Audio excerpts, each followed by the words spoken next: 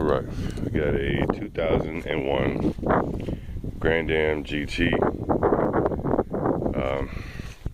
Been having some electrical issues, which I hear GM, that's how they do. But, well, it wouldn't crank. So, first went and put a jumper wire. Can't see it from down here. Let's see.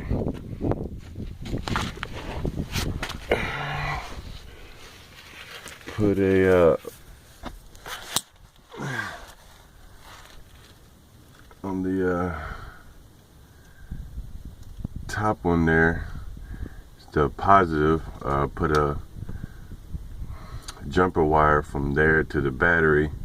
It wouldn't crank, so I knew I had a bad starter. So I went and pulled one off, put it back on, and went to crank it up, and that battery light's still on. So I went next to the alternator, checked all my connections, they were good, no corrosion, but it said the alternator was bad.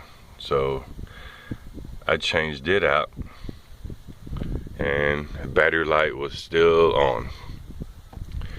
So went up, had it tested, said my battery was a little low, but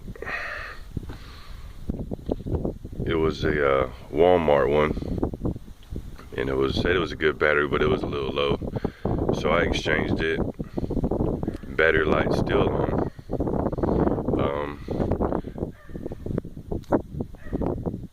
I changed another alternator. It said it wasn't charging, so the first one I got wasn't good.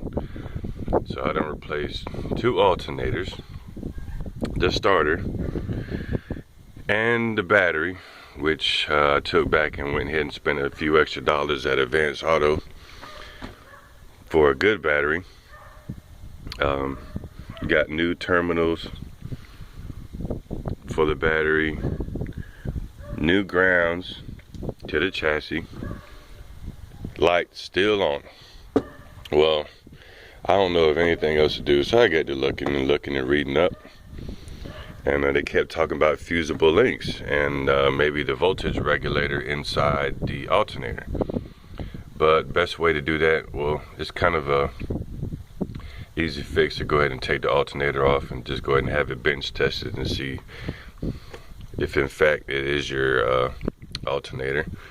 But I had an ohm meter up to my cables, terminals on the battery. It was showing a little, when I gave it some gas and everything, the voltage went up, so it shows that the alternator was doing its job. So I was almost at a loss. They kept talking about fusible links, so I checked all my fuses. No bad fuses. My light still on the dash. So I'm like, fusible link. So I ended up Googling it. Kind of find out the fusible link is not a fuse at all. It's the other wire that goes to your starter, which needs to be the first one that you connect, and then the power wire goes over that. Well, I didn't take the starter out the first time, and then I didn't see that other wire, so I only hooked up one.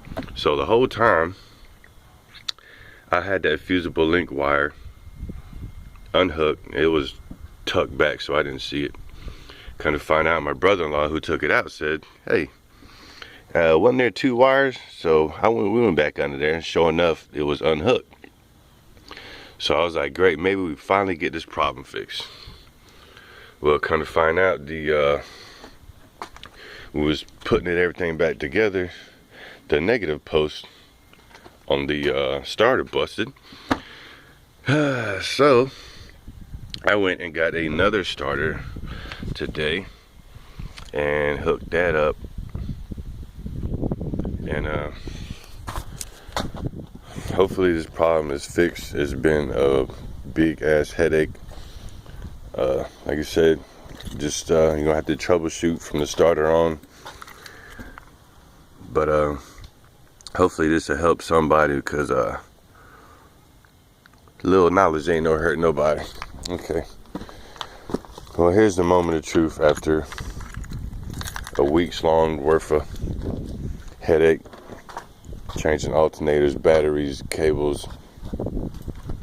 All right.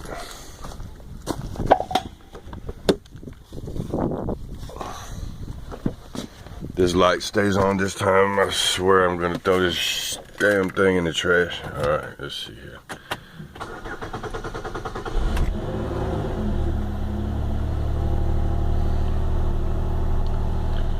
It usually came on after a few seconds.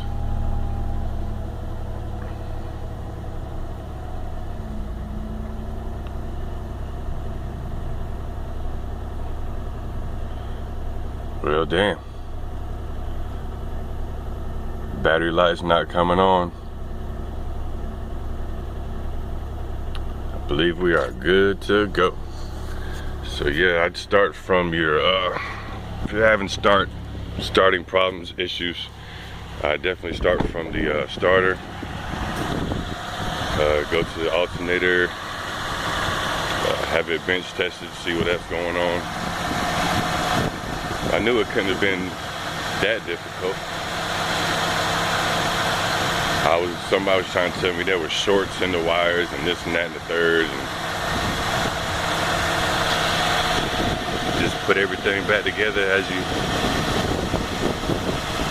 take it off the right way, the right wires in the right place, and you'll be good to go. I hope this helps somebody, because this shit is a big headache if you don't know what you're doing.